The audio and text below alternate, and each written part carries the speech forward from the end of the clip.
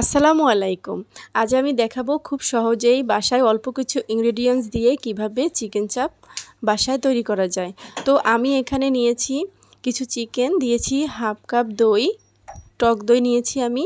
তারপরে দিয়েছি 1 টেবিল চামচ আদা রসুন বাটা, দিয়েছি স্বাদ মতো লবণ, দিয়েছি 1 টেবিল চামচ জিরার গুঁড়া, 1 টেবিল চামচ চাট মশলার গুঁড়া, 1 টেবিল চামচ ধনিয়া গুঁড়া, আর দিয়েছি এখানে গোলমরিচের গুঁড়া 1 টেবিল চামচ, আর 1 টেবিল চামচ কাশ্মীরি মরিচের গুঁড়া, আর 1 টেবিল চামচ সাধারণ মরিচের গুঁড়া, আর দিয়েছি হলুদের গুঁড়া। এখন আমি ভালোভাবে এটা মাখিয়ে নিব।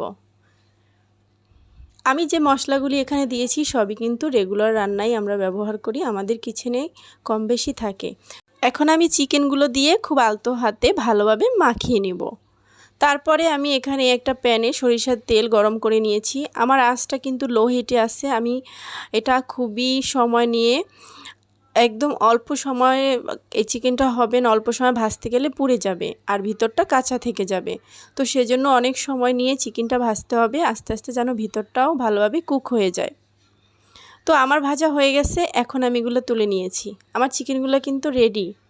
এখন যেটা করব সেটা হচ্ছে যে এক্সট্রা যে মশলাগুলি রয়ে গেছে আমি সেটা দিয়ে একটা খুব সুন্দর একটা গ্রেভি তৈরি করে নিব চিকেন চাপ দিয়ে খাওয়ার জন্য। তো এই ছিল আজকের মতো আমার খুব সহজেই চিকেন চাপ রেসিপি। আল্লাহ হাফেজ।